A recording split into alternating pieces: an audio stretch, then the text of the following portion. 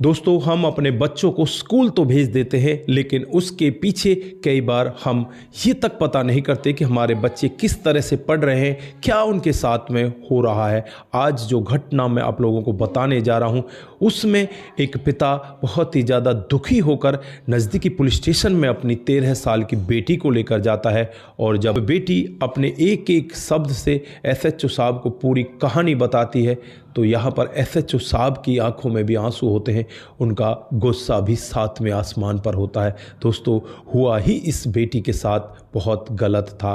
कहाँ का ये मामला है, क्या पूरा मामला है? अगर आप लोग भी पूरे मामले को डिटेल से जानना चाहते हैं तो वीडियो के साथ अंत तक ज़रूर बने रहिए। दोस्तों, जिन माता पिता के बच्चे स्कूल में पढ़ते हैं और जो बच्चे स्कूल में पढ़ते हैं उनके साथ कुछ ऐसा हो रहा है, तो वो भी सतर्क हो जाएं, सावधान हो जाएं। ये वीडियो आपके लिए भी बहुत जानकारी देकर जाने वाला है। तो नमस्कार, जय हिंद। आप देख रहे हैं एपीएच न्यूज़ राहुल रावत के साथ। दोस्तों, आज की जो हकीकत की घटना आप लोगों को बताने जा रहा हूं, उड़ीसा में एक ज़िला पड़ता है ननदपाड़ा, और उसी के राजनाकिया थाना क्षेत्र की ये 18 फरवरी 2026 सुबह के करीब 10:30 बजे का वक्त रहा होगा, जब पिता अपनी बेटी को लेकर थाने के अंदर घुसता ही चला जाता है।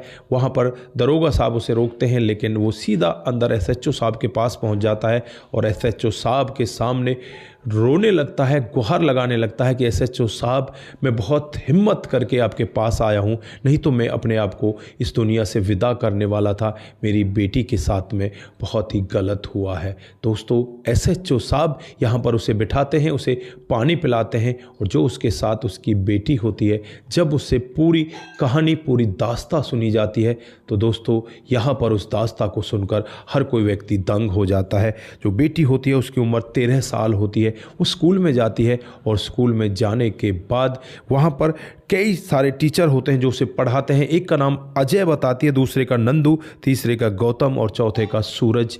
जो अजय होता है वो उसे अक्सर चॉकलेट दिया करता, और एक दिन उससे कहता है कि तुम पढ़ाई में बहुत ज़्यादा कमज़ोर हो गई हो, तुम्हें पढ़ाई के लिए मेरे साथ अंदर चलना पड़ेगा, मैं तुम्हें वहाँ पर पढ़ाऊँगा और तुम्हें अच्छे से पास करवा दूँगा। दोस्तों, ये छोटी सी बच्ची कुछ समझ ही नहीं पाती और टीचर के साथ उसके कमरे में चली जाती है, लेकिन वहाँ जाने के बाद वो टीचर इसके साथ में बहुत ही गलत करता है, घिनौना काम करता है। इससे कहता है कि अगर तूने इस सब के बारे में किसी को बताने की कोशिश की तो तेरा वीडियो बना लिया गया है, उस वीडियो को वायरल कर दिया जाएगा, तेरी बदनामी हो जाएगी। ये छोटी सी मासूम सी बच्ची समझ ही नहीं पाती कि करे तो क्या करे। उसके बाद जो दूसरा टीचर होता है नंदू, वो इस लड़की से कहता है कि मैंने तेरा वीडियो देख लिया है और अगर तूने मुझसे मना किया तो तेरे लिए अच्छा नहीं होगा। दोस्तों, ये दूसरा टीचर भी मुंह काला कर लेता है। उसके बाद तीसरा गौतम और चौथा सूरज, ये चारों के चारों इस लड़की के साथ पिछले 4 महीने से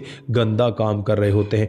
अब ये लड़की घर पर बैठ जाती है, स्कूल ही नहीं जाती। घर वाले बार बार कहते हैं कि बेटा तू स्कूल क्यों नहीं जाती, क्या परेशानी है? बेटी साफ मना करती है कि बाबूजी मैं स्कूल नहीं जाऊंगी, मैं उस स्कूल में पढ़ूंगी ही नहीं, मैं वहाँ पर नहीं जाना चाहती।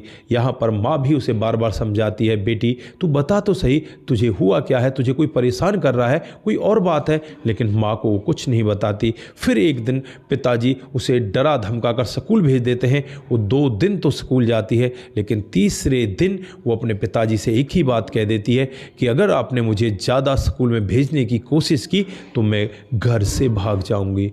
दोस्तों, पिता जब अपनी ऐसी बेटी की बातों को सुनता है तो एकदम से टूट जाता है कि बेटी कह रही है घर से भाग जाऊंगी, इतनी छोटी उम्र में इसे हुआ क्या है, इसके बारे में जानकारी तो जुटानी चाहिए। पिता उसे अपने पास बैठाता है और कहने लगता है कि बेटा मैं तुझसे कुछ भी नहीं कहूँगा, तू मुझे बस अपने दोस्त की तरह सब कुछ बता दे। फिर वो एकदम से रोने लगती है और रोकर जो यहाँ पर व्याख्या बताती है उसे सुनकर पिता के हाथ पैरों के नीचे से ज़मीन खिसक जाती है। दोस्तों, पिता वहाँ पर कुछ गलत कदम उठाना चाहता था कि यार मेरी बेटी के साथ में ऐसा हो रहा है और मैं यहाँ पर अपनी बेटी के बारे में कुछ समझ ही नहीं पा रहा।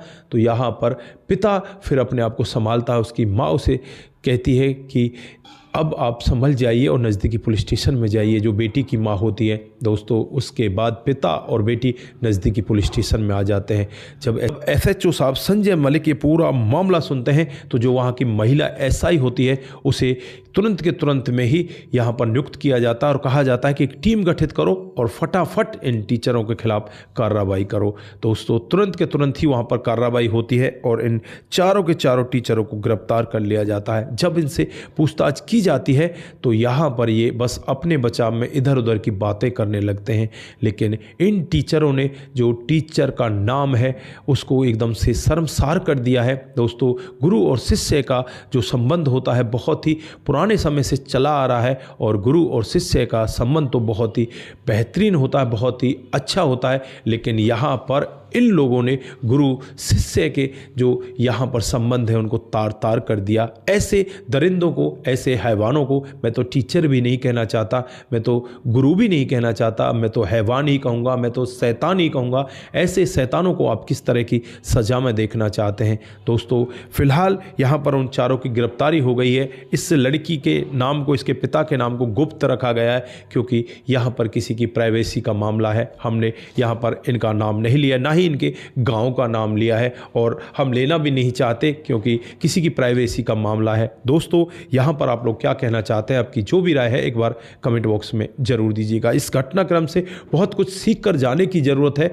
कुछ माता पिता इस तरह से अपने बच्चों को भेज दिया करते हैं, अगर बच्चे परेशान होते हैं तो उनके बारे में वो पूछते भी नहीं, उन्हें डरा धमका कर ज़बरदस्ती स्कूल में भेज दिया जाता है। लेकिन कभी उनसे बैठकर एक पल बात तो करो, उनके दिल में चल क्या रहा है, वो परेशान क्यों है, क्यों स्कूल नहीं जाना चाहते।